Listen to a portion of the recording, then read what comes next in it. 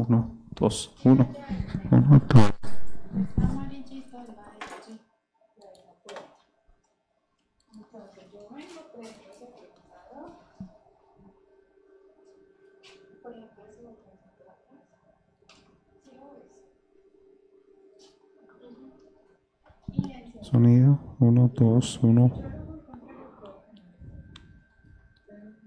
1, 2, 3, 1, 2, 1, 1, 2, 1, 2, 1.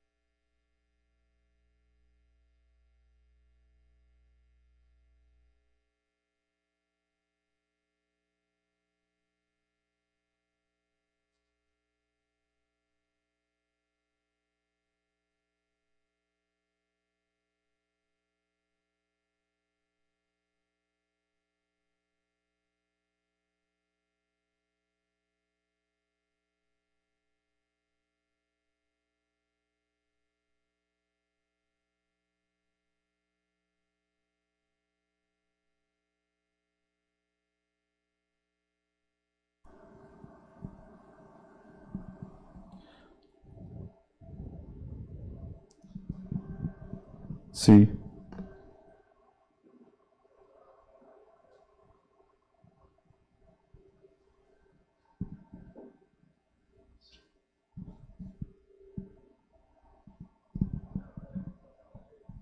¿Cómo?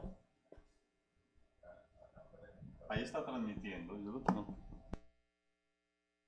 1, 2, 3, sonido. 1, 1, 2, 3.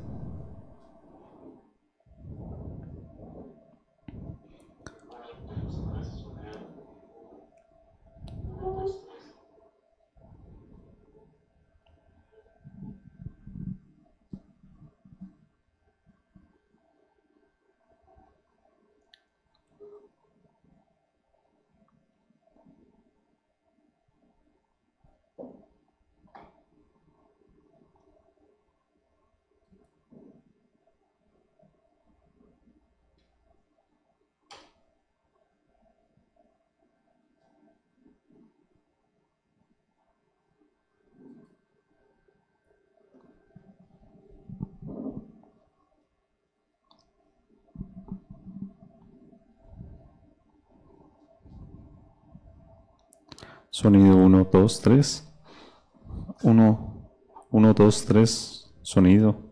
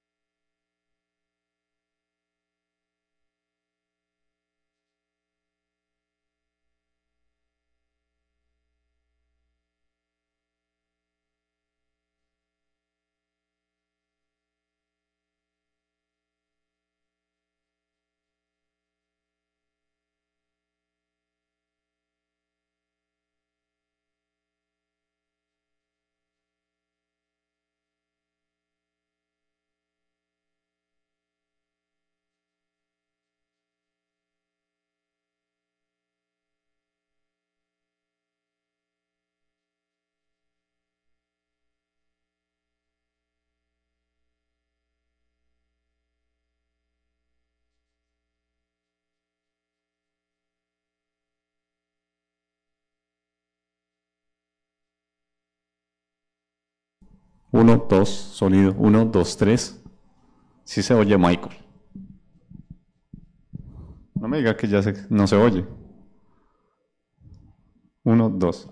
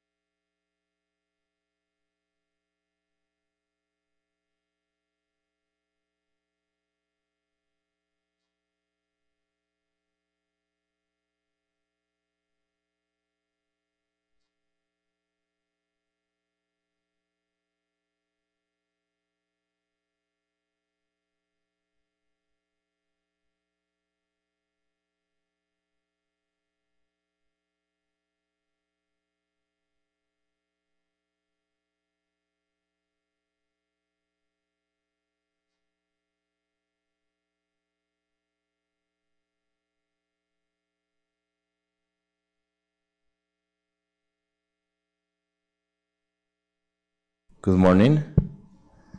Good morning again. How are you? Fine? Okay. Welcome to this event we have today.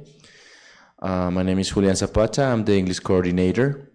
And today I have the pleasure to introduce Josh. He is a student from Netherlands, and he is helping us with different events at the School of Languages to promote plurilingualism, as is one of the events we are carrying out at the university. So today, he is presenting a travel's diary. He is going to tell us about his experience as a traveler. And of course, if you have any question, doubt, or any comment, you can just raise your hand. Though there will be like 2 or 3 moments where he will open this space for questions. And thank you for coming. And of course, we will be inviting you to other events that we have soon. Okay, Josh, welcome. Thank you. Oh, okay, sorry before that. I will be passing this list, please, to the attendance list. Please write down your names, like ID. And there is a column that says telephone and how did you get acquainted of the event? How did you know about the event? So it's important for us to know, like, it was via comunicaciones pifle, poster, okay, any mean that you realize about this event, that you found out about this event. So thank you very much. Thank you. We are 6 people, but I will still talk into the microphone because I think they want me to talk into the microphone. I think it's for the stream so that they can hear me too. So don't think, oh, that's so weird that he's talking into a microphone when it's just 6 people. Welcome, thanks for coming, at least to the 6 people that came. My name is Jos Bos. I'm from the Netherlands, from Holanda, Países Bajos. Welcome, 7.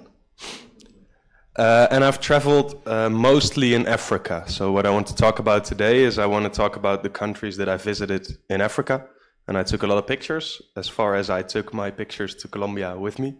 It was a struggle to find enough pictures, but I found some. So I want to talk about that. And then I have traveled a lot in Europe also. But I talk about that less because it's less interesting to me because I am from Europe. So it's more similar to my culture. And Africa was the biggest sort of travel for me, the farthest away that I've been until I came to Medellin. I'm in Medellin now for 1 month, and I'm staying until June, so in total 4.5, 5 months, something like that. I'm doing pasantia, an internship in the language school, so I'm teaching a class of children in Envigado, because I'm a primary school teacher in the Netherlands. And then I have enough time left to join in a lot of the cultural activities during the week here in the university.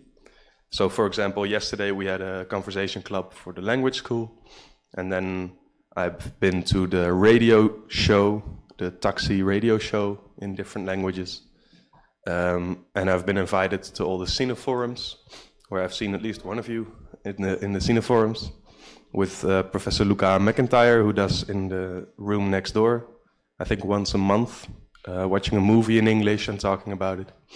So that's what I'm here for, in case you were wondering. So I have a world map, and then I have marked the countries where I have been in the world. I'd like to do it. I'm still thinking about getting a tattoo of this, sort of getting a tattoo and starting to fill in the world, because it's my goal before I'm 30 to have visited pretty much every country, at least every continent in the world. So I'm on 4 now. So yeah, I have 3 more to go, although Antarctica is difficult. And as I said, because I've been in Colombia for now 1 month, and you guys know Colombia, I've only been in New York, but I was able to mark all of the United States from being in New York, but not for very long. I know Europe very well, so I want to talk about that part right there, Central and South Africa, where I've traveled.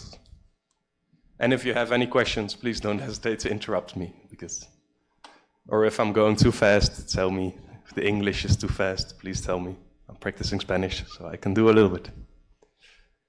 This is the southern part of Africa, and then I started in Durban in South Africa when I was 17. So when I finished high school, I traveled to South Africa.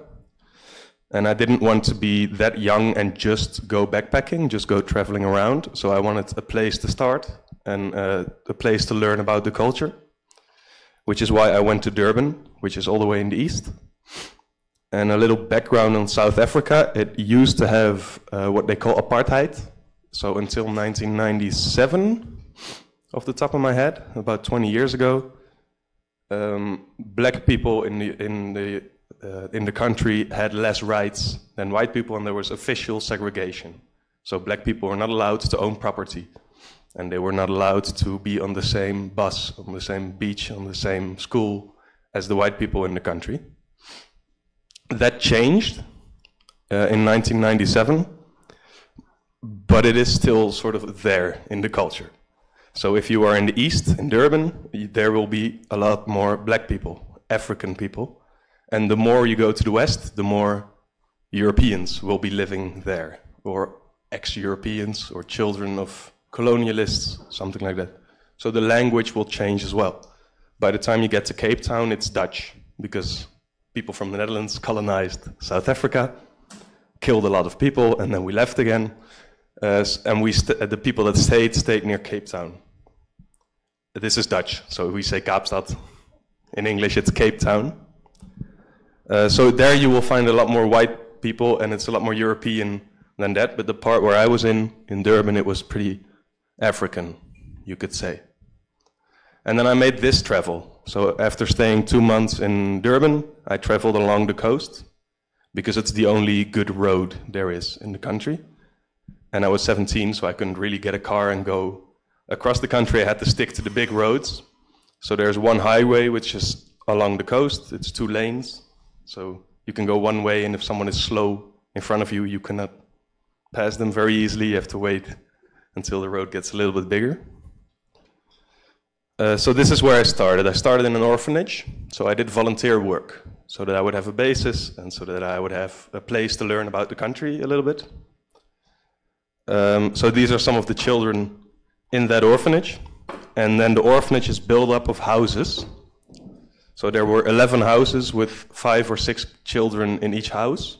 And then one, what they call a house mother, who was a woman who was paid to take care of the children in that house, to sort of make sure it was a family and not a giant orphanage with 100 children. So as a volunteer, I lived in one of these houses, and this was my house with the children, and I was expected to sort of help out in daily tasks and cooking dinner and that sort of thing. So I learned a lot of recipes from South Africa, which is nice, because most of it is stew, so meat, and making sure that it boils for a very long time. So that's very nice. It's a really nice place to be. It's very green, and there's chickens running around and kids running around, so it's a very happy place to be, and it's a very nice place to be, to not have to think about sort of the poverty of the country and that sort of thing. So if you go into the townships, which you would call comunas in Colombia, in South Africa it's called a township, it will be less less pleasant to live there for a while. It's very pleasant to live here for a while, actually live an African life, but not have that much poverty around you. It is sort of a traveler's way, and it makes me uncomfortable a little bit to even say sort of I don't want to see too much poverty, but as a daily life I didn't like it that much. I liked it more to go in by the day to do outreaches into these communities instead of living there, because here it meant I could go out when it was dark, and I could get a drink somewhere when it was dark, and you couldn't really do that if you were in the inner city, for example.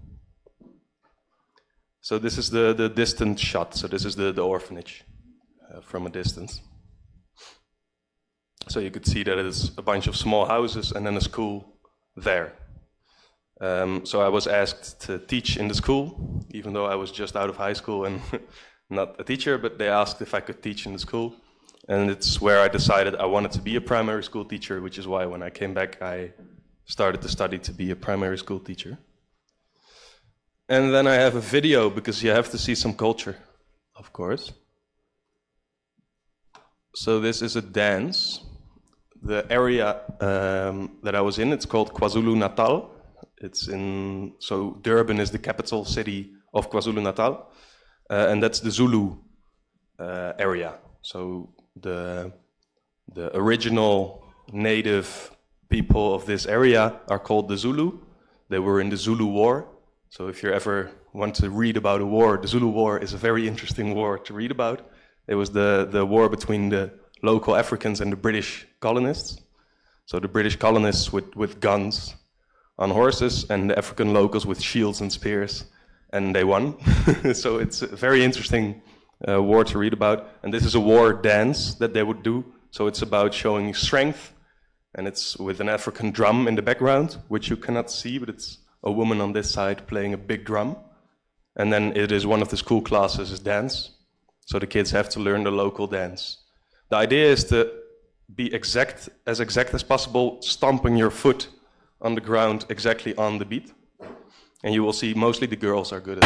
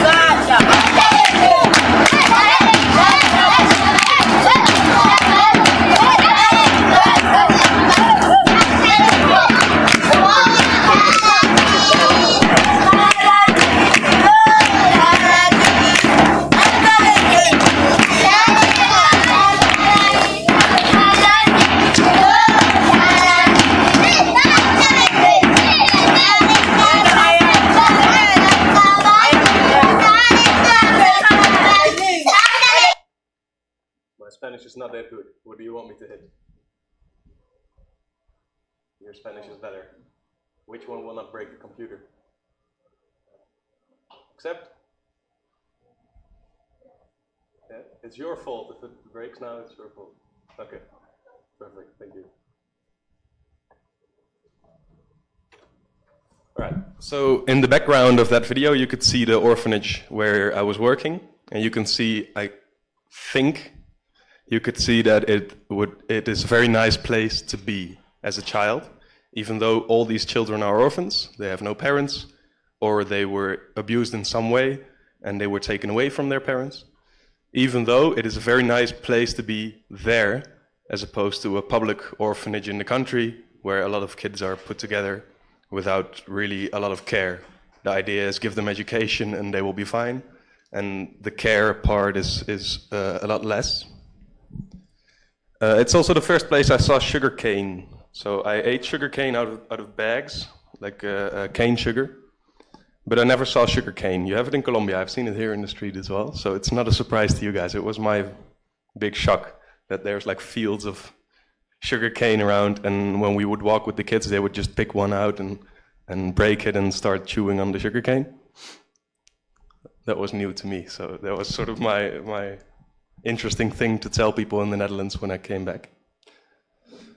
Inside the country is two small republics, Swaziland and Lesotho. I've not been to Swaziland. I think Swaziland is number 2 of the poorest country in the world. Number 1 is Togo, or number 3. It's Togo, Congo, and Swaziland, I think.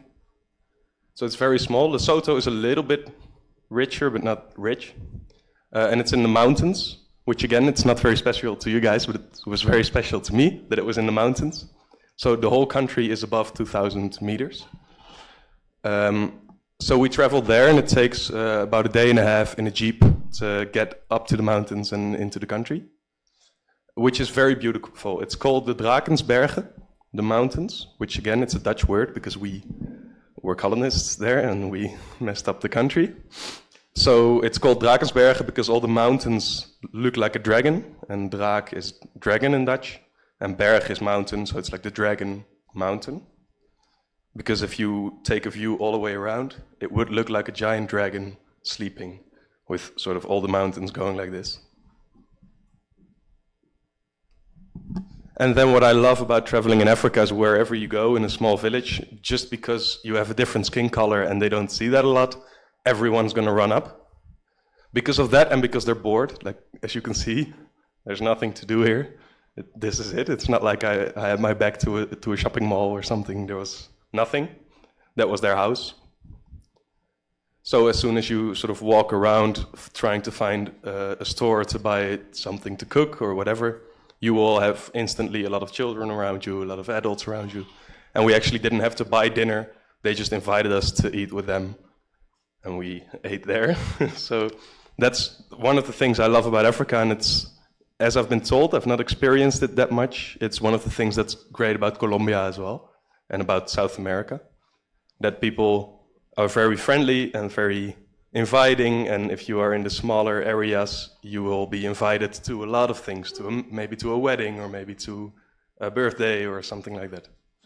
That's the same here. That's very different from Europe. Yes, please.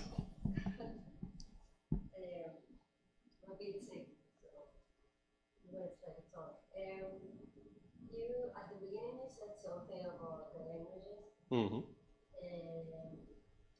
But I don't know, in this part there are a lot of languages, and here you got Dutch. So how did you communicate with them, or you didn't know? In Lesotho, I could not communicate because they speak Lesotho. When I was in Durban, I learned enough Zulu to communicate a little bit, so I could say hello, how are you, that sort of thing. I could ask if someone speaks English, and then if they say no, I would have to say, then I can't talk, and then it becomes sort of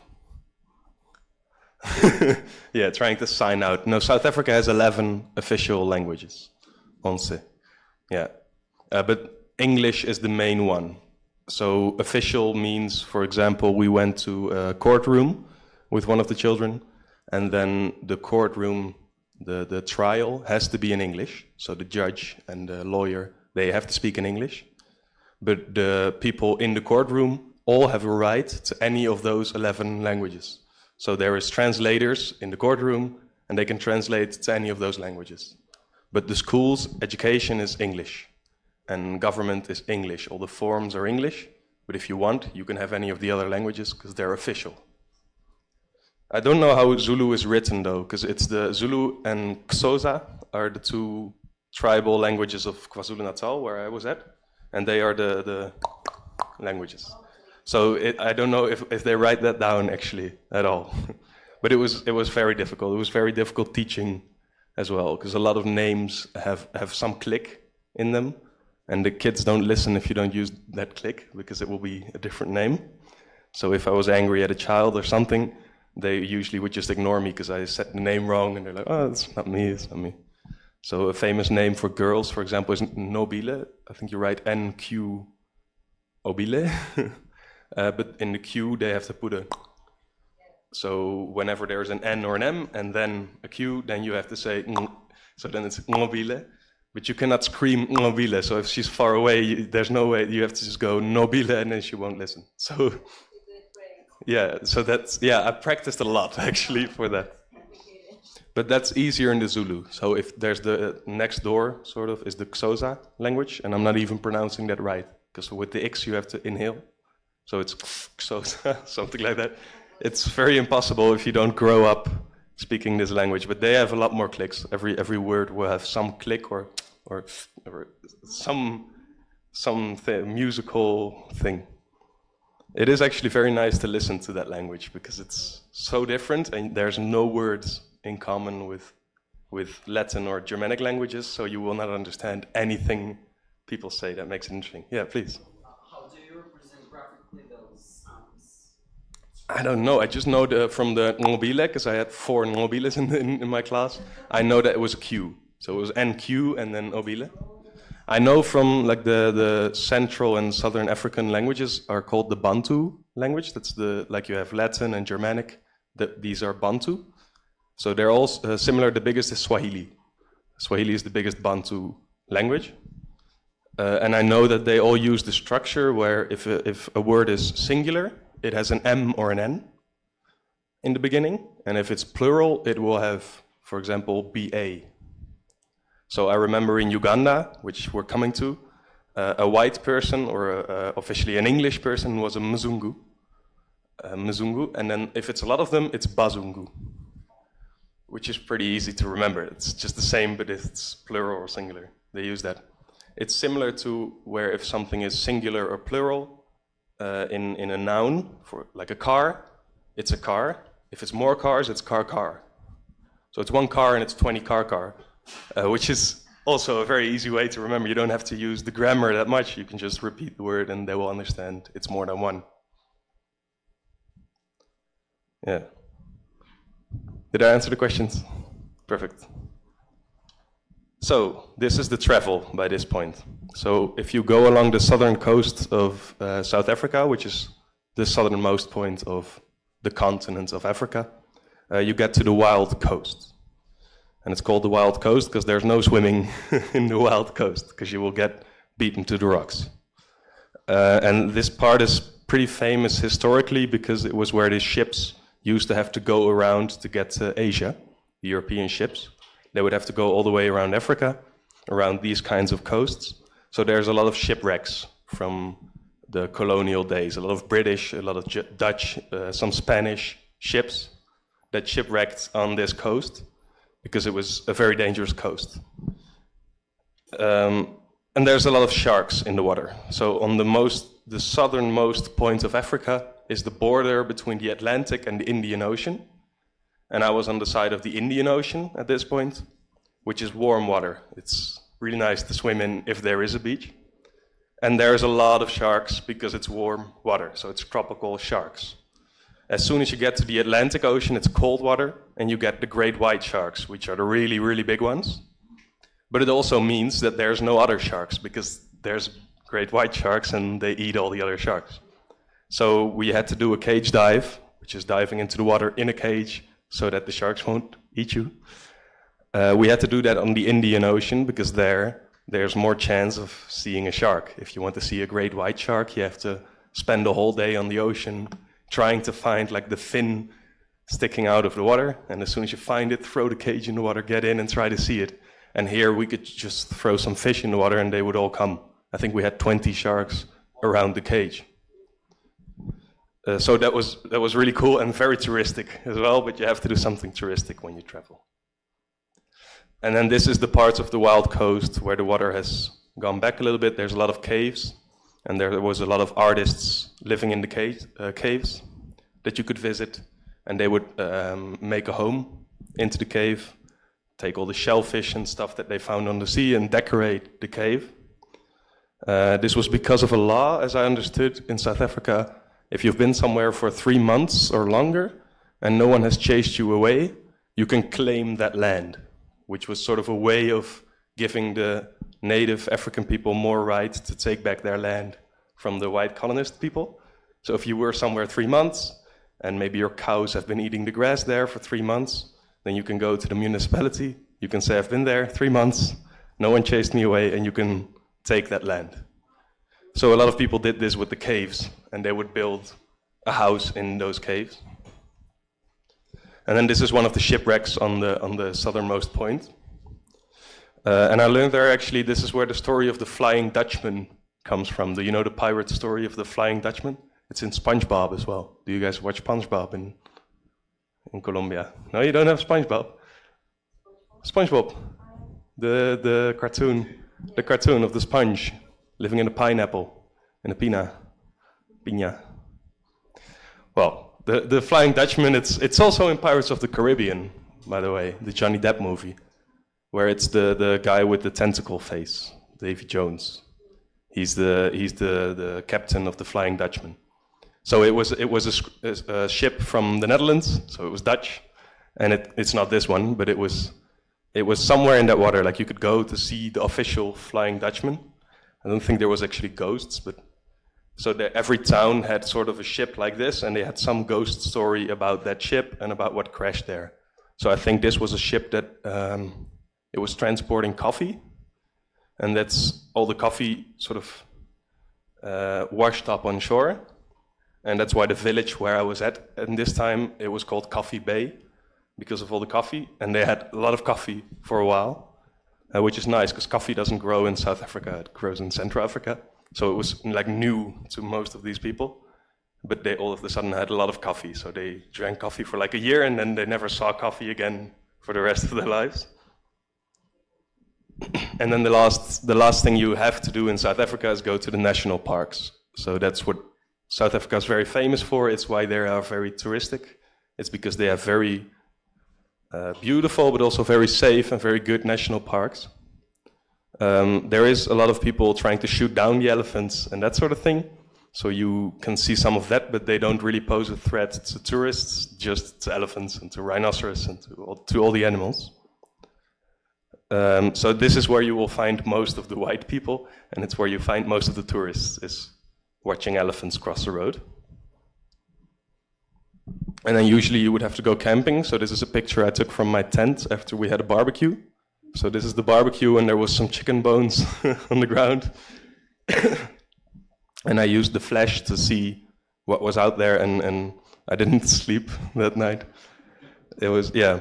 But they told us hyenas are not scary. If you see the Lion King, then they're scary, but in real life they don't kill any animals, they just eat what's left on the ground, so you don't have to be scared. And then also the tent was like on a platform about this high, and hyenas cannot jump because their front legs are very big, but they have very small hind legs, so they can put their feet up, but then they don't have the strength to actually get up.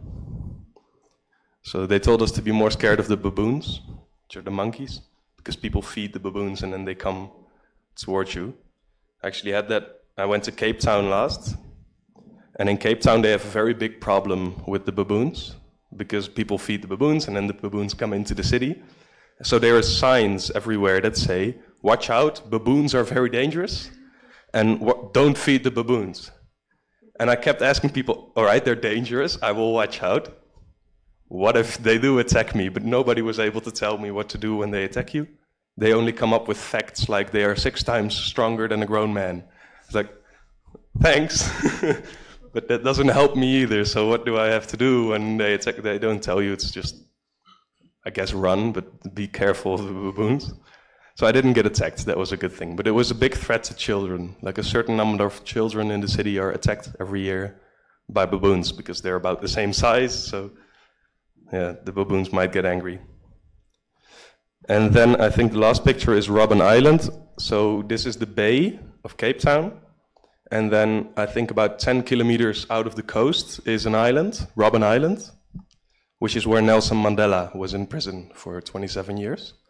Or a part of that, I think 20 years and then 7 years in another prison. But it's where he was in the end of his prison time. And it was all the prisoners, all the black prisoners, that were arrested for being against the apartheid policy. So they were all political prisoners. And the cruel thing about that prison was that if you were on that island, you could see the city. And you could almost swim there, like 10 kilometers. If you're a good swimmer, you can do it. But there's a good chance you'll die on the way, but sort of like you can see freedom in the distance, and that's why it was like a really cruel prison. I was not allowed to take pictures on the island, that's why I only have this one. But it was very interesting. Also very interesting to see how tourism works, because there's a really big prison in the middle of the island. And there was one prison cell, which was Nelson Mandela's prison cell, and it was exactly the same as all the other cells, but that's where everyone went with their cameras to take pictures. So they all have pictures with a bunch of tourists on them. And I took a picture of the prison cell next door, like it's the same, I'll take a picture here. So I have a really nice picture. I didn't have it here, but of that prison cell. And everyone else just has sort of a whole lot of Japanese people and a prison cell there. Yeah, it's very interesting psychologically as well, to be a tourist, I guess. So then I wrote down some travel advice, but first, do you have any questions? Because I'm going to move on from South Africa to Uganda next. So if you have any questions, if you're interested in ever going there, shoot. All right, then I will give you some tips in case you ever want to go there. Oh, really? They're going one by one. All right. So rent a car. I really want to go back to South Africa now that I have a driver's license, because I had to go with the bus, so I saw the bigger places. And whenever I wanted to go to a smaller place, like Coffee Bay with the ship, I had to find either someone to drive me, or find a smaller bus, which there are not a lot of, or hitchhike. So I hitchhiked there. Afterwards, people told me that I was an idiot, but I hitchhiked there because I really wanted to go there. But if you have a car, you can just drive there, stay one day, drive to the next place. I had to stay a week because it was so much trouble getting there. It took me 2 days, and I knew it was going to take 2 days to get back to the main road. I didn't want to stay just one day for 4 days of traveling, so I stayed a week. And then there were a lot of people coming in with the car, spending one day looking at the ship. Oh, that's so nice, and then they left. So that's a lot better, and it's not very expensive. I know in euros it's 300 euros a month to rent a car. The exchange rate is 3,500 pesos for €1, so you can do the math. There were a lot of women traveling in groups, and that was a surprise to me because I thought it was one of the more dangerous countries to travel, and it is. So they all got sort of a bunch of tips. Every hostel they went to, it was on the wall, the women traveling alone tips with a map. Here, you can go here, you cannot go here. And if you want to go somewhere when it's dark, tell us and we'll arrange that some people will go with you so that you don't go alone. And tip number 1 was no hitchhiking. So me being an idiot, you cannot do that. And then men can do it, but they have to be a little bit careful.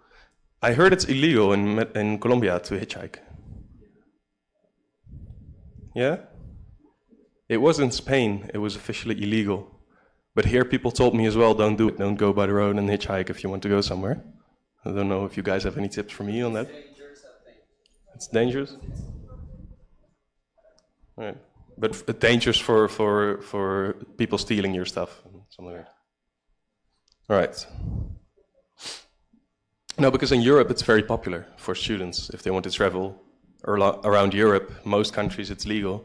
So, and even if it's not legal, then you just don't stand by the road, you go to a gas station and you talk to some people and ask, where are you going? Can you take me there? So yeah, it's a really nice way to travel because you actually meet some people.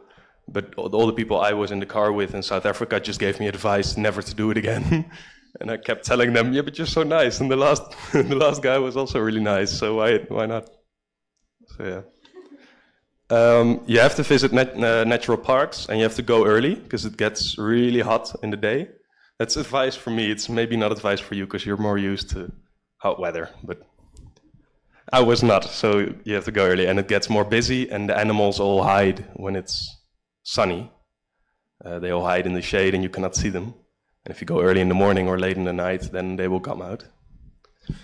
Say yes to all invitations by families and by the mothers. It's always mothers. Fathers are working, mothers are in the house. Mothers are the boss also, definitely. And mothers are everyone's mother. So that's the culture in Africa. Everyone who is a woman and she's older than you, she's your mother. So you call her mother. I didn't learn any names of any of the women working in the orphanage. They were all mama. And then if you know who their child is, for example, Nobile, her mother is called Mama Nobile, because she's her mother. To everyone, even if you've never met her child, she is still the mother of that child. I don't know, actually, I think it was the same in Uganda, and I think it's the same in all of Central and Southern Africa, where the whole culture, the family culture, it all revolves around the mother. Mother's the boss. So if you get an invitation, it's an invitation by the mother. And if the children want to invite you, they carry you to the house, and then mama has to invite you. She will, but she has to be the one. And then bus is the bus system for tourists. So if you ever want to go there and you don't get to rent a car, you have to use that. So then I'm going to move on to Uganda. I was younger. I was 18 when I went to Uganda. So the next year. Is that you? That's me, without a beard. Yeah, that's me. in one of the national parks. It's Murchison Falls National Park, because the waterfall is called Murchison Falls. It's not the biggest waterfall, but it's the waterfall with the most water relative to its size in the world. It was a very specific world record. So Niagara Falls in Canada has the most water in total, but this had the most water for how narrow it was, for how small it was. So it was very loud. The picture looks peaceful, but you could not talk to each other standing that far away because it was too loud. So Uganda is there, and it's kind of a safe country in between dangerous countries. So let's see if I have that. Yeah. So I'm going to give you a little bit of the history. It was, I think, 15 years ago was the Lord's Resistance Army. 15 or 20 years ago, they were chased out of Canada. So it was a children's army. It was mostly made of children.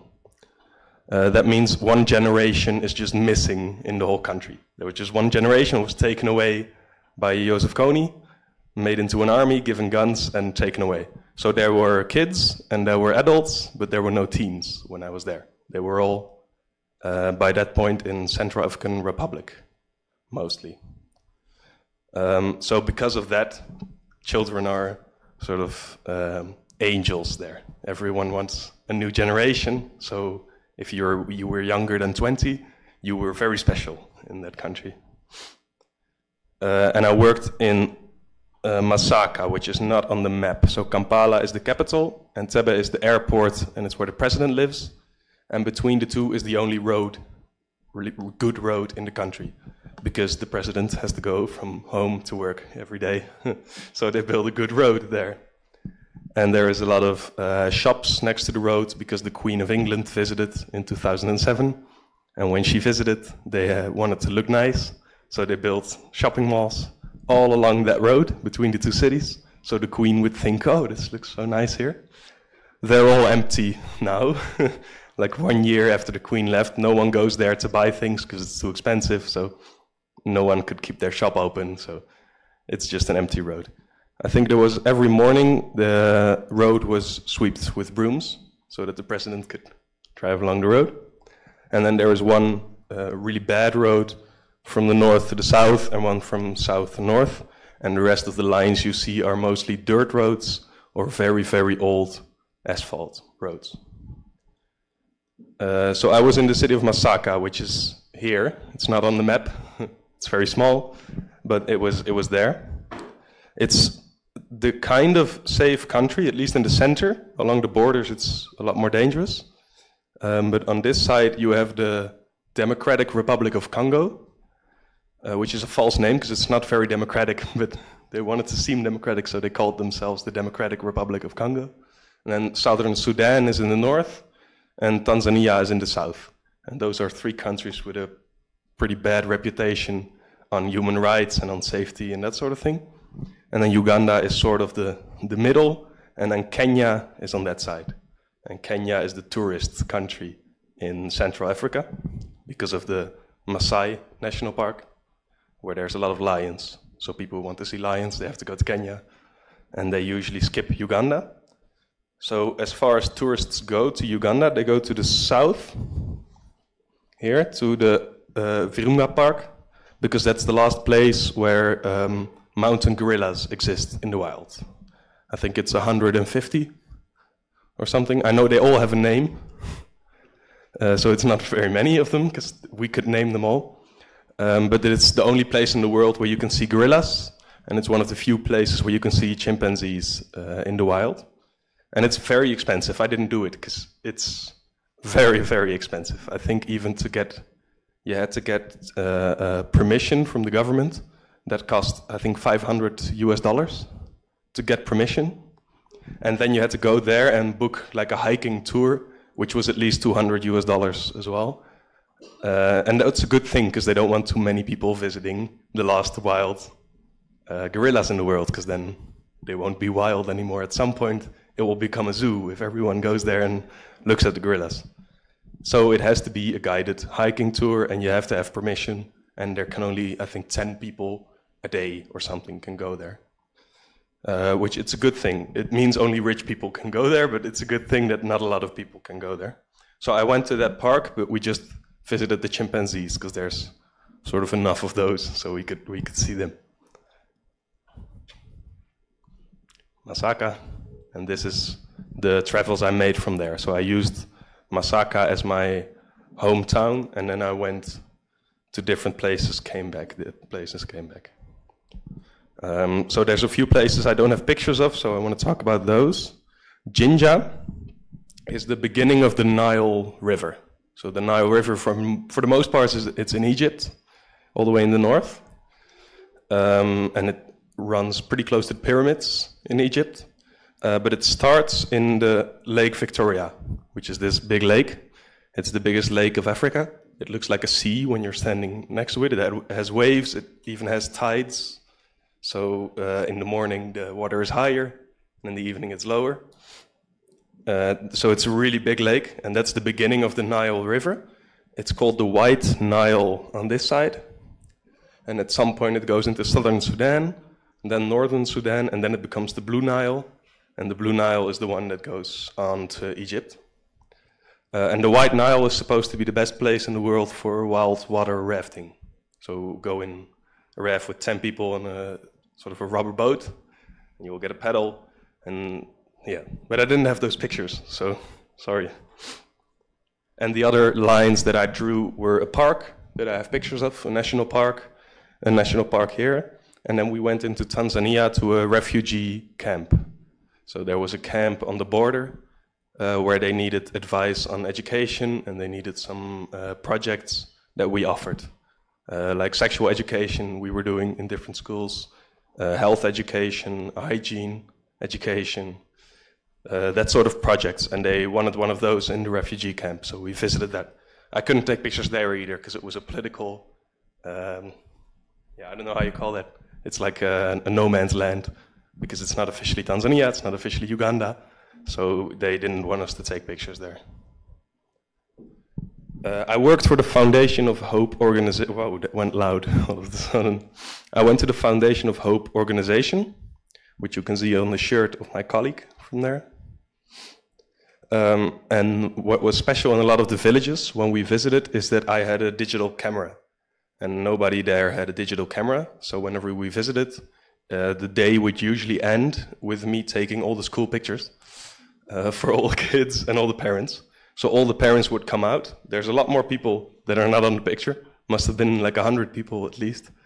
They were all called to come visit because there was a European with a digital camera.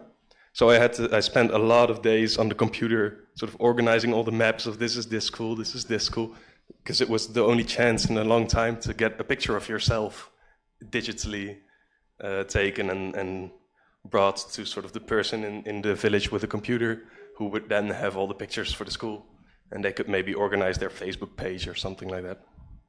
So it was funny but really boring, because it was just parents one by one taking their kids. This is a father with his son, and they would take it very seriously, so there was no smiling. It was just stand, look, picture.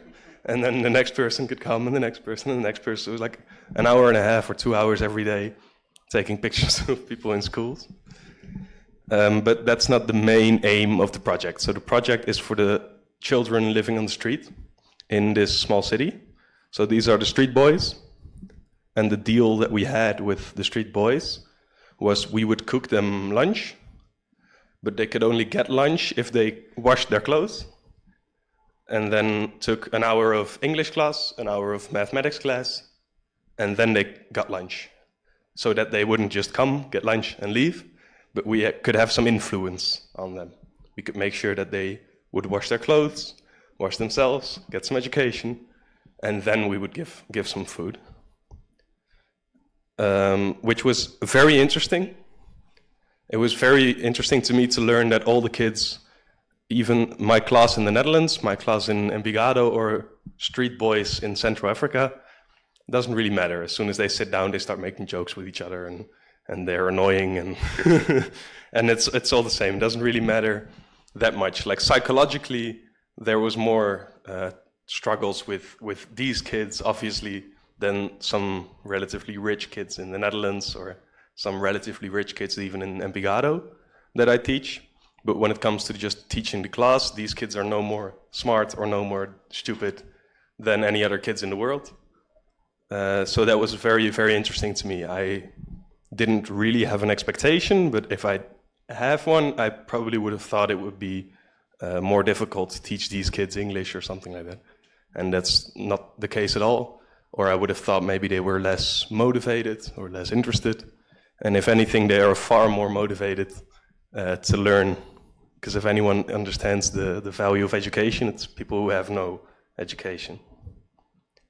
So this is a picture I took from sort of the main road that goes from the capital to the south, which was my daily walk as well. And you can see from on the side here, it was the rain season, which means it rains a lot. You have a rain season here too.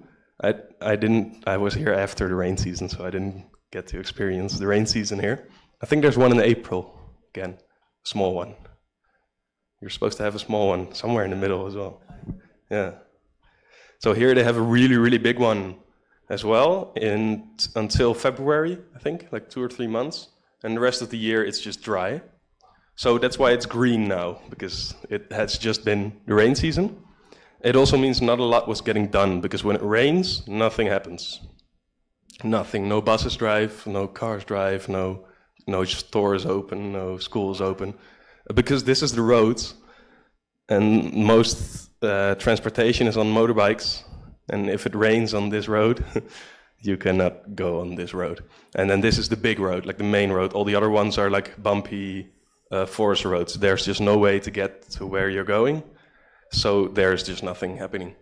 I learned this after 2 weeks. I spent a lot of time walking through the rain, getting to where I had to go, and then waiting there for 4 or 5 hours, no one showing up.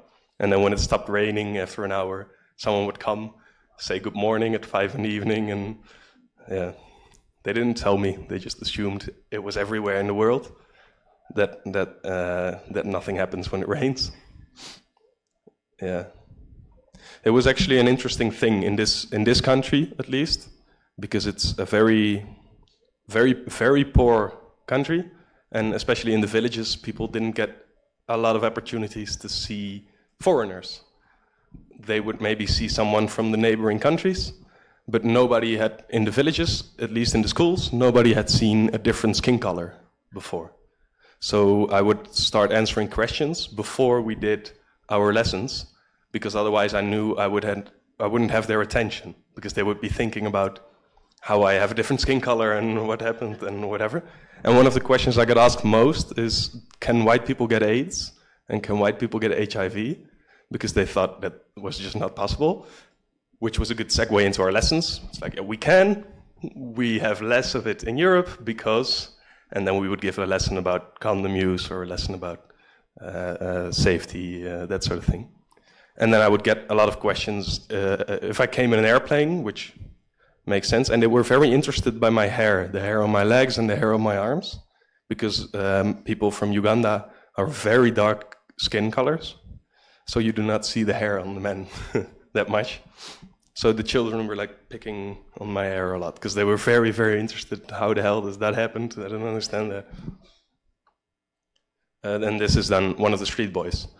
This is actually one of the boys who was not a street boy, but he was living with his father, and his father went to jail, I think.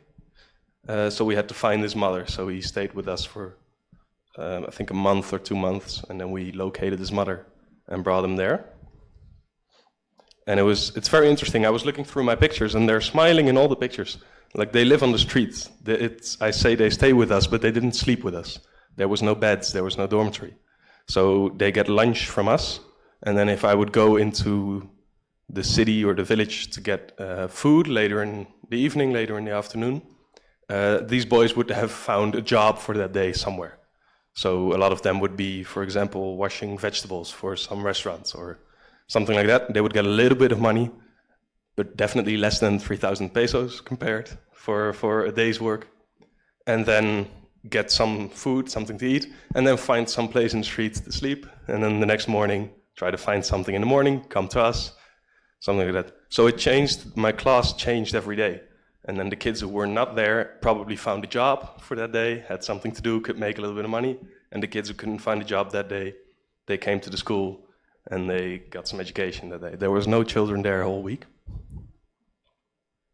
So this was my class. This is the older street boys. So there is a class for the ex-street boys as well. And they had a football team as well, so I joined their football team also.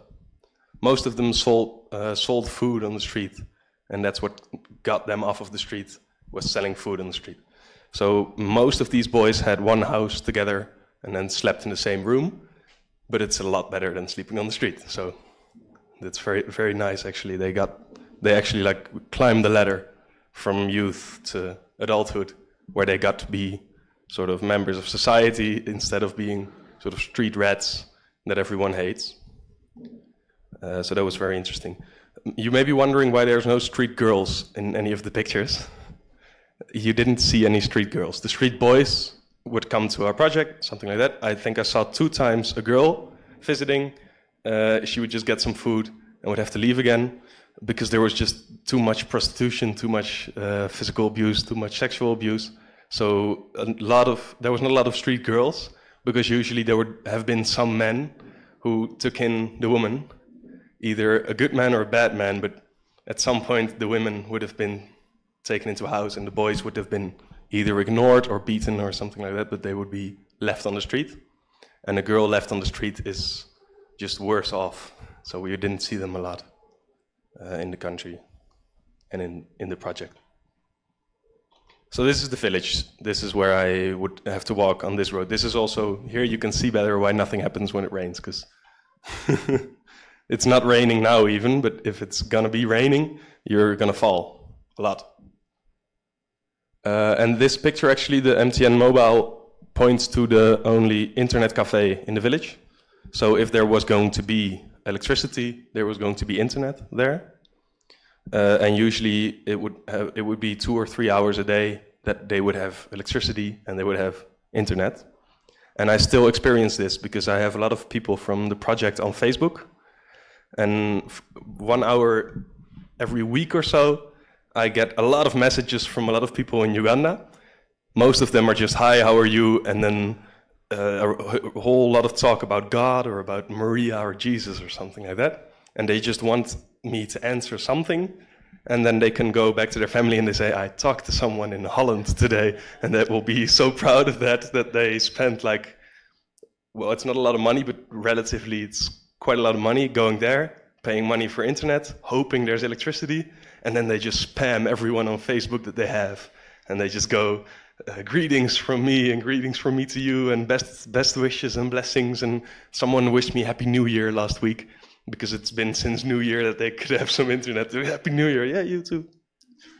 So it's sort of, as soon as there is electricity, it's very, very busy there. So this is Lake Victoria. So it seems more like an ocean than a lake to me. And it was actually the easiest way. I still want to do it. I didn't have time when I was in Uganda. It was the easiest way to travel around the countries that border this lake. It's either drive around the lake or take a boat, a night boat through the lake, which was very nice.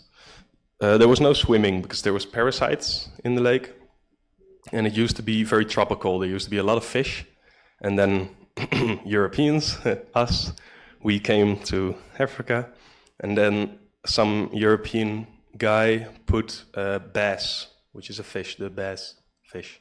It's a European fish. He put that one in the lake because he liked to eat it. Now there's only bass in that lake. It ate all the other fish. So it's called Victoria bass, and it's the only fish you can eat.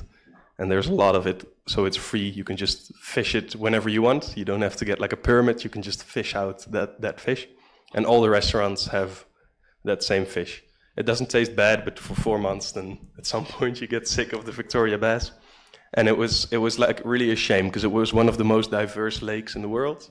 The most different kinds of species of fish and plants and that sort of thing. And now it's just bass. Biggest lake in Africa, one fish. This is the capital city, the bus station in the capital city. And then usually my bus, because I am in a smaller town, So if I went there to buy something that was more than fish, I would have to go there. And then usually your bus is somewhere in the middle. So you have to wait until they're sort of maneuvered their way out. And one thing I learned there as well, which is very, very different from the way we do it in the Netherlands, is they only leave when the bus is full. And their definition of full is very different from the European definition of full. So their definition of full is definitely there has to be 2 chicken and 1 goat and then many, many people in the bus. And this is Central Africa. So this is, as Colombia is, it's on the equator. And I was there actually on the moment the sun was directly above the equator. So it was the hottest moment in the year. And there's a lot of people with fish driving for 2 hours in 45-degree heat in the bus. And the way they solved this, at least in the bigger buses, but some of these as well, is they would put the fish on the hood of the car, so on the grill in front, so that a lot of wind would hit the fish. I don't know how healthy this is, but most buses that you would see on the big road would have 10 or 20 fish hanging in front, so that they would stay cool, and they wouldn't heat up too much and spoil on the way to get to where they have to go. So whenever they would stop to let someone out, someone would step out, walk to the front, and start getting their fish, and then walk off with their fish. And it was a very bad smell whenever there was a traffic jam. If an accident happened and cars had to stop, it would smell really bad because it smelled like fish in 45 degrees, which is not a very nice smell. So this is one of the national parks that we went to, and this is the Africa image, like the postcard Africa image. And because it's in the middle of the day, there's no animals, because there's too much sun, so they're all hiding somewhere in the shade. But this is after the rain season. This is the image of the country that I would want to pass on to you guys, that I would want you to know. And then this is that waterfall that I've been to. So I'm realizing now, maybe this is not very impressive to you guys, because Colombia also has beautiful nature. Does it look? Could I convince you this was in Colombia, or can you see that it's different kind of nature? Because I don't know Colombian nature that well to know if these 2 pictures are definitely very different, or are they similar? You're allowed to say they're similar if you want. Maybe that one could be Colombian. This one, yeah, okay.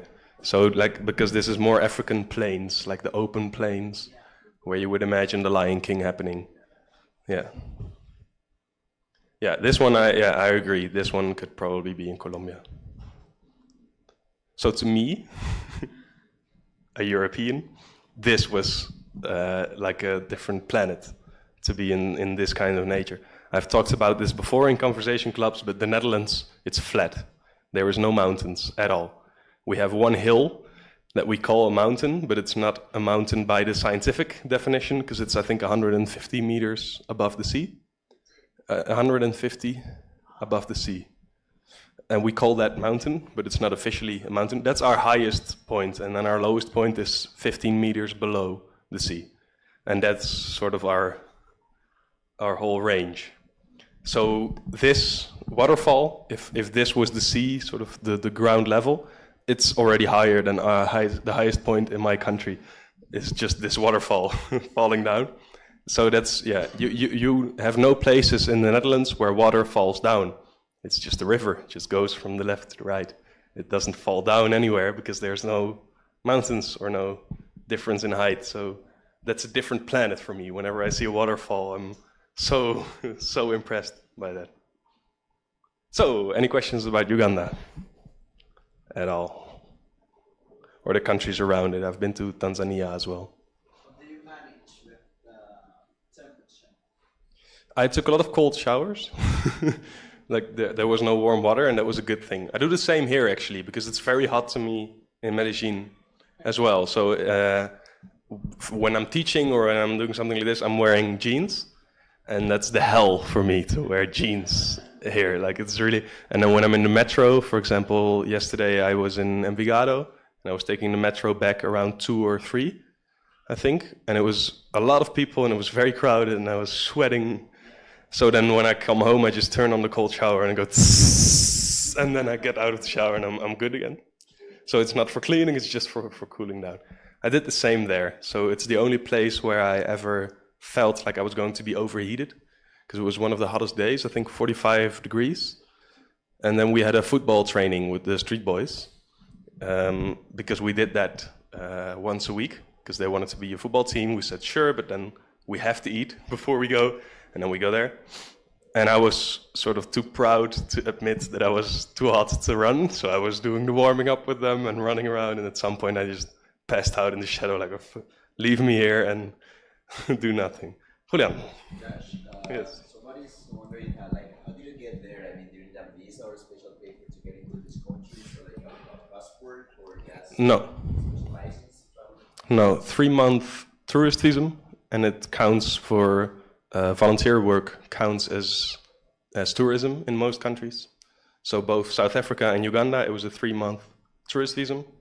The only visa issues that I've had are Colombia, because I needed a student visa, and I have to go soon to get 3 more months of the student visa. And in South Africa, when I went to the small republic of Lesotho, which I showed some pictures of, they only grant 7-day visas to anyone. If you don't have a work visa, or there is no universities, so you cannot get a student visa. But if you have a work visa, you can stay longer. But if you don't have a work visa, you can get 7 days. And it almost went wrong, because they write with their pen in your passport the date that you came into the country.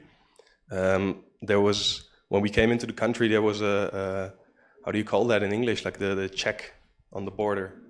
Like there's an office in the border, and then when you want to cross into the country, you have to show them your passport, and the customs, yeah, the checkpoint. And the guy was slaughtering a goat next to the checkpoint, and we stopped in the Jeep, and he said, yeah, wait a minute, like blood on his hands. So we asked him to wash his hands before he touched our passports. And then he gave us a stamp, which didn't have enough ink on it, so he sort of used his pen to fill in the missing parts of the stamp. And then he wrote the wrong date on the passport. And someone was smart enough to see and tell him, like, dude, we're gonna get arrested with this, because he put a week later as sort of, he put the wrong month. So he put we were there, I think, in February, and he put the same date in March in our passports. And they told us pretty sure we would have been arrested at some point, because our passports got checked like 5 or 6 times in 2 days. Because whenever there was police and they would see white people, they would go, oh, let's check their passports, like they're bored and just want something to do, I think. So, yeah, we would get stopped a lot, and it would have been an issue. But Uganda has, but I'm not that sure, for a passport from the Netherlands, it was like that. I don't know what it's like with a Colombian passport. Like, you would have to double check for that. But overall, their tourist visa is just three months, and then you can prolong it with another 3 months. For both countries. It's the same in Colombia. I think most countries have that sort of standard rule. But I know that there are some differences between the Dutch passport and the Colombian passport. For example, in the United States, it's more difficult for Colombians to get a visa than Dutch people. We are one of I was in New York, and I had to get an online visa, and we were one of the, I think, 15 or 20 countries that can get an online visa. So it was still a really long list of questions. If I ever been arrested for being a terrorist or something like that. They literally ask if I've ever been a terrorist, if I'm coming there to be a terrorist. No, thanks. If I was going to practice polygamy, so if I was going to marry different women in the United States, no, I'm good. And then they took a week to check, and it cost $14 US dollars. But that was all I had to do for a visa, and I heard from Colombians they have to do more, like they have to go to one of the offices or like the embassy or something and arrange a visa. So they are more, in that way, they're more friendly to Europeans than they are to Colombians, I guess. So, travel advice. Be careful in crowds. Again, this was the travel advice I got in Medellin, but I've not felt even this tiniest bit unsafe in Medellin. Here you could definitely notice, you could see the thieves. They were not very good thieves. They could just run very fast, so you just take something and run really fast. So in a crowd, like on the bus station, you could see like someone had a backpack and they had like a pen on the side. Someone would walk by, take the pen and walk off. And you think it's a pen, what are you doing? But yeah, so that's one of the advices I would say in most of the sort of the poorest countries in the world is, as a tourist, you're a walking bag of money. Learn the greetings. That's the same in Colombia, because you like someone a lot more when they say "¿Cómo estás?" than when they say "Hi, how are you?" Like a real American tourist walking around. You want someone to have sort of know your culture a little bit, and that helps here a lot as well. Also because it's a very formal culture. All of Africa is a very formal culture. Colombia is to me a little bit too, because you say usted and ustedes to everyone. And I've been to Spain and they say tú and vosotros. So it's a little bit more formal in that way. It's the same here. So a greeting, a traditional greeting in Uganda has like a lot of aspects. If someone is a higher class than you, a lower class than you, sort of the same, if it's the same age or whatever. If it's the morning or the afternoon or the evening, it has to be different, because you're an idiot when you say good day in the morning. You say good morning. Then in the middle of the day, you say good day, and then you say good evening. It's a whole ritual that you have to go through. So, do I remember it? Actually, once met someone from Uganda, and I could be like a really cool guy in the Netherlands, like talking Ugandan with them. It was Osibiocha, was good morning. And then Sebo and Nyabo is man and woman. And then Bulunji was good. Like you had to do sort of a whole going back and forth greeting, but it makes people smile that someone who is not from the country actually knows this small language that is only from this small country. And that, yeah, I experienced the same in the Netherlands. If you visit the Netherlands and you say, hi, how are you? No problem, I speak English, I can talk English. But if you say, hoi, hoe gaat het?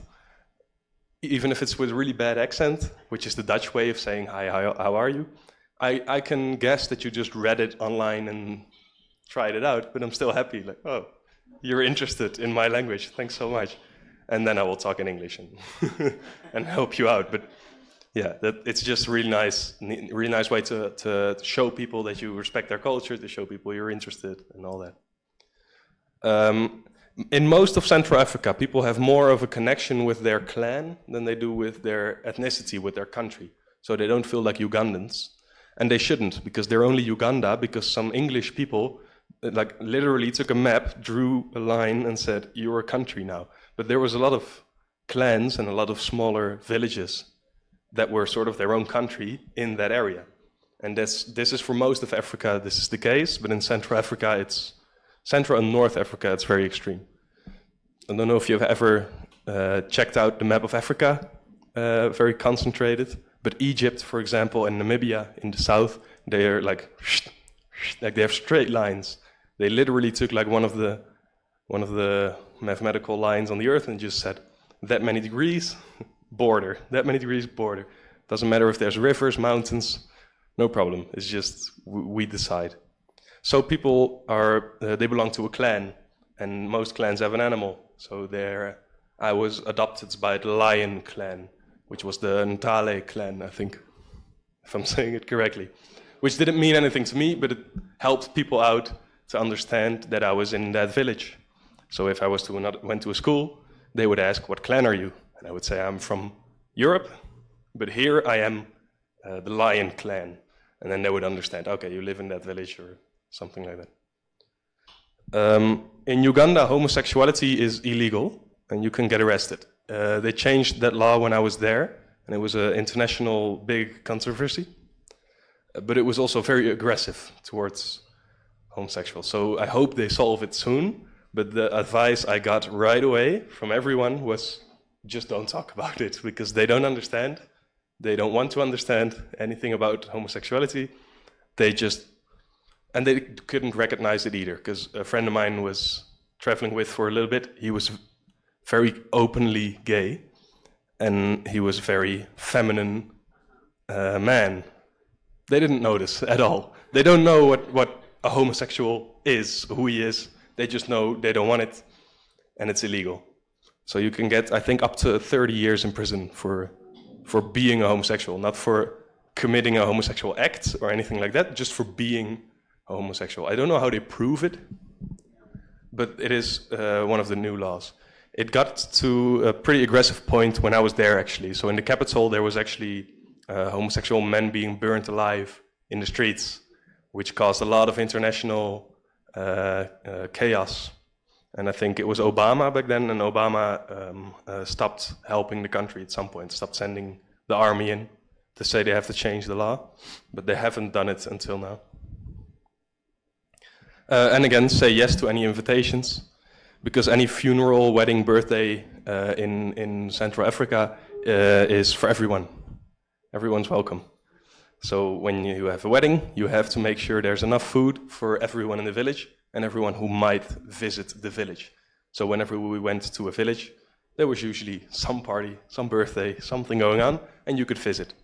It was also the days we didn't have any of the street boys in our project, because there would have been a wedding somewhere and there was food, so they all went there. In the time I was there, the mayor died and he had a 1 week funeral. So it was 1 week where his house was sort of the funeral, and then there was food and there was music and that sort of thing. We didn't have any students for a week because they were all there in the funeral, because there was free food and there was some music, probably a good place to steal some small things or get some work or something like that. But it is really nice to go. So if you're ever there, definitely don't think, oh, is that going to be safe, or there's no tourists there? No, people will take care of you, no problem. If it's a party, it's a party. And then the last one I would have to advise is if you are worried about tropical diseases, I have to translate this one. It's an infection, but it's a bacterial infection from eating. You have it in salmon and chicken and eggs, and that's salmonella poisoning. When I was in Uganda, so I hallucinated for 3 days, which doesn't sound that bad, but it wasn't very nice. I was, I think 1 hour I went to sleep, and then someone woke me up, and I was just convinced it was 1 week ago that I went to bed, and I wouldn't calm down and all that. It wasn't very nice, but it's very easy and very cheap to get tested here, because this is where the diseases are. So malaria, for example, or yellow fever, these diseases that are in this area, every small hospital, every small clinic just has the tests everywhere, and it's very cheap. It's like €2 to get a malaria test. And I know someone who had to do it in Europe, in the Netherlands, and we only have one hospital in my country that can do tropical tests. They have the tropical test department in Rotterdam. So you have to go there, and then it's very expensive, because there's like one specific doctor who is specialized in tropical tests. And if you work here, the clinics never test for cancer because they don't have medicine for cancer. So nobody, if you look at the world statistics, Central Africa has no cancer because no one gets tested for cancer because they don't have the medicine, and the test is expensive, so they don't do the test. So they just say, I guess you're sick. Everything they test for is malaria, HIV, AIDS, yellow fever, and maybe some bacterial infections, typhoid fever, that sort of thing. Everything else, they give you antibiotics and they say, good luck, go home, take your antibiotics. So if you are worried about diseases specifically in that area, get the test in that area, because it's very cheap. And I was actually allowed to do my own test. So he took some blood and he started explaining to me how it worked. So I put it in a machine and it started spinning around, and I put it under a lamp and that sort of thing. And then I had to put a drop of some clear liquid on it, and then if it was going to turn blue, it was going to be malaria. And then I was very nervous, but it didn't turn blue, so I'm good. And then this is the last slide I have, so sort of the total Africa travel advice. If you are, after this presentation, interested in ever traveling to Africa, I would say don't stay on the tourist path. You might have noticed from what I've been saying, I don't like tourists. I don't like to be a tourist, I like to be a traveler. So I like to learn about the culture as much as possible. And when I've been to Medellin now for a month, I'm still convinced of this. All the hostels have Pablo Escobar tours. I went to Guatapé, they have a Pablo Escobar tour in Guatapé, in the hostel I was. And we asked, wasn't he in Medellin? What did he do in Guatapé? He had a house there somewhere in a farm. You can go there. It's not interesting, I think. I didn't go, but it's not interesting. Guatapé is very beautiful. You can do a lot of things. So we rented a boat and we went on the river. And then we talked to people, other people on boats. And we asked where they lived and we got to see someone's living room. It's a lot more interesting than doing the Pablo Escobar tour, I think. And it's in the same way here that if you want to see elephants, you have to go to the national parks and do the touristy things. But it's a lot more interesting to just ask someone in the street, what is interesting here? Where can I go? And then you will get to see Africa and not postcard Africa. I think this would be the same in Asia. This would be the same in Europe. I would not advise you to go to Amsterdam in my country. You can smoke weed in all the cities. You don't have to go to Amsterdam for that. But all the tourists go to Amsterdam, buy weed, see some of the old buildings, and then fly to the next place in Europe. I would say, go to a smaller city, talk to some people. In Amsterdam, they are not very friendly to tourists because there's so many of them. And in my city, there's not a lot. So if you're from a different country, we love to talk to you. The big advice to women was say that you're married if you ever get any unwanted attention from men. Because it's, again, this may be a difference between Europe and Africa more than Colombia and Africa. But the culture was a lot more, men were a lot more aggressive when they were trying to flirt with women. So there was a lot of, when white women especially, but when women are walking on the street, there was a lot of, do you want to marry me? And already opening the car door and like, get in, and like a lot of traveling women are sort of have a fear of just being pulled into a car at some point. And if your response is, I have a husband, I'm married, there's a lot of respect for marriage in Central Africa. So the advice was, say you're married, maybe have a picture somewhere in your wallet of your husband. Have a picture of any, just Google a black man and put his picture in your wallet. Like I met women who did this and who said it really helped out. They were walking in the street, maybe someone was sort of, hey, you want to marry me? And they just went, that's my husband, I'm married. And then they just back off like, oh, you're married, okay, sorry. They have a lot of respect for that, so that helped. And then realize that in most of Central African and Southern African culture, women have more power than men. So men have more financial power. They have usually the job and that sort of thing, but the decisions are made by women, by mamas. So if you need help, for example, you ask a woman, you don't ask a man. If you are lost and you need directions, you ask a woman, you don't ask a man. That's just the quickest way to get around, and it's the best way to get good advice is to ask the woman, don't ask the man. When I was sick, for example, I just knew I had to tell one of the women, because the men would probably think, all right, you be sick. And if I tell one of the women, they will ask like, all right, just let me know when you need something. Oh yeah, can you get me some food? Yeah, sure. And then, like, yeah, they are the ones who have the most authority. That's what I should have said. They have the most authority in this culture. I would say go alone or in a small group, because there's a lot of tours. Because it's a relatively dangerous area to travel. There's a lot of tours that are organized before. And you go on a big bus with tourists. And you just go to the national parks, and maybe they have one visit to a traditional house, and you can probably guess that that house is not a real traditional house, it's just one for tourists. And it's not like the more poor people, it's not in the smallest village you can find. And if you go alone or in a small group, you will, and that, again, this probably counts for Colombia as well. You can get a tour, I could book a tour in the Netherlands, 1 month, Colombia, see everything. And you start in Bogota and they take you everywhere. And it's probably a lot of fun, but it's also a lot more expensive than when you just go by yourself to all the hostels. And you see a lot less and you have a lot less freedom. So that. Learn the greetings again, but it's the same here. It's why I'm learning Spanish. And I would, after my experience here, say stay in one place for a while. It's the same thing I'm doing in Medellin right now. Start in one place, learn a little bit of the greetings, the language, the culture, ask people where to go, which I've been doing in these kinds of conversation clubs actually, to ask people where to go in Colombia, and then decide where you're going, where it's interesting, what you want to see, all that kind of things. Because yeah, if you stay in one place, you can take your time, get to know it, actually go to the supermarket a few times, and that sort of thing. And if you're just going from hostel to hostel to hostel to hostel, you will experience hostel culture, which I have noticed is the same all over the world. It's just international culture. It's kind of the same all over the world. It was a little bit more adventurous in Africa.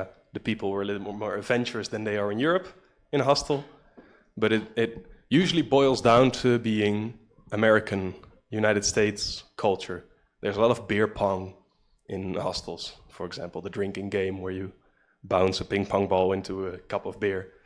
For some reason, international culture becomes a little bit American or United States culture pretty quickly. And if you stay in one place and maybe find a room for 1 month, for example, you will get a lot bigger chance to meet some local people, ask them what is nice to see. So that was everything I had. And then these are some of the websites that I would advise. Because as I understood, this travel forum or this travel diary is for advice. So the best bus is the bus in South Africa, which is for the safest and the easiest way for tourists to get around. It goes all along the coast to all the main cities around the coast. So it starts all the way in the north, and it goes along the coast all the way to the capital, to Cape Town. And it's a one-way ticket, so you just buy a ticket. I want to go from there to there, and it's valid forever, as long as you go in one direction.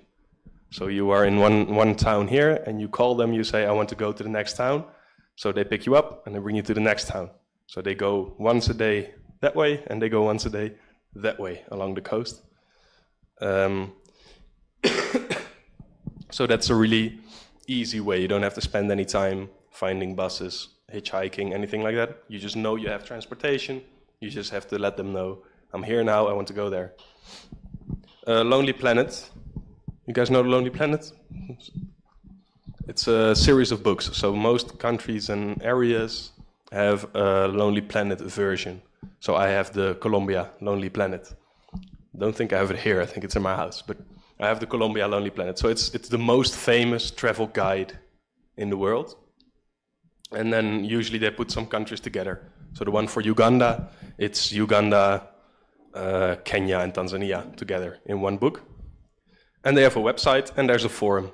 And if you go to that website and you click on Africa and you click on Central Africa, you get all the countries, or you can type in women traveling alone and you will get a lot of tips for women traveling alone in any area in the world.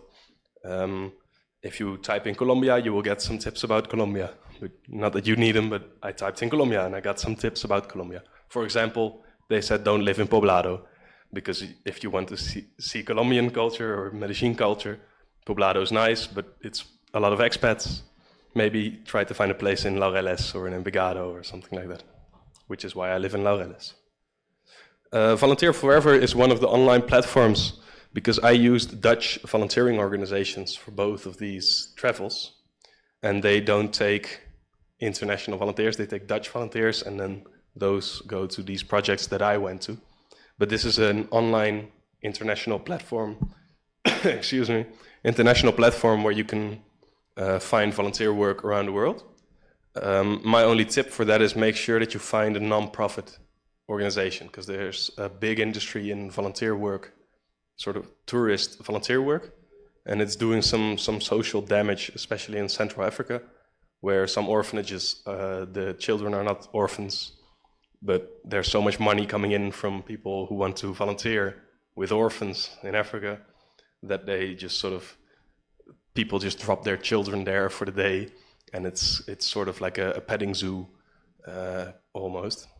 So find a non-profit organization. I would say if you want to do something good for the world while you're traveling, don't use a company, use a non-profit. Woof is a really good way to do that, because it's farms all around the world. They're ecological farms. So you can get food and a place to stay, and a host and some friends, other volunteers, in most countries in the world. And in exchange, you work on the farm. Usually not too long. It's not like 10 or 20 hours a day, maybe 4 or 5 hours a day, you help out on the farm. A lot of them are also what we in the Netherlands call like caring farms, meaning maybe some people live there who have a mental disability, or maybe some people live there with any other kind of handicap, or maybe it's also an educational farm where schools can visit and learn about animals, something like that. I have quite some friends who travel through Europe. It's my plan for this summer as well, to travel through Europe very cheaply.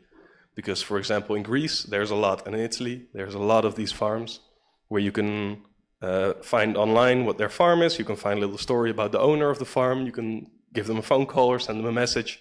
And if you like each other, they'll say, please come, we have some places free.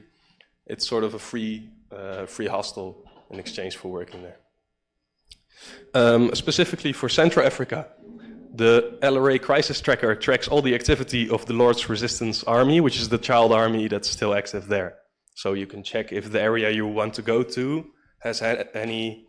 They even give you actually the probability that it's real, because they get some lies as well, or some panic.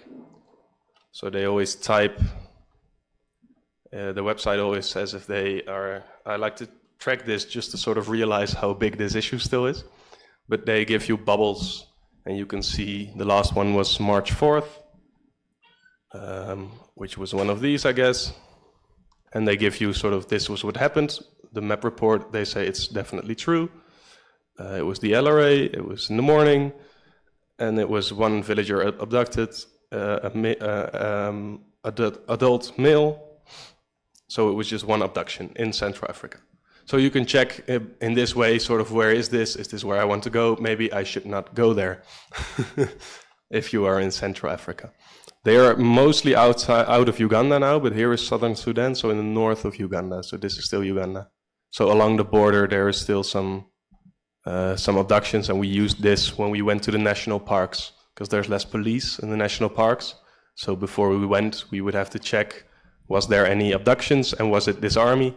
Because if it's not wise to go there, then. Yeah, I have only used this one, but most dangerous areas in the world, you have a similar one for Iran that a friend of mine used when he was traveling in Iran. Because Iran, in Tehran, the capital, is really safe. But if you go to the borders, there's some international conflicts going on. And then Human Rights Watch or some crisis tracker will keep track of all the reports there are of sort of the dangerous things happening there, so that you can check if it's real. Colombia has one as well. Colombia has one for the paramilitary groups and the guerrilla groups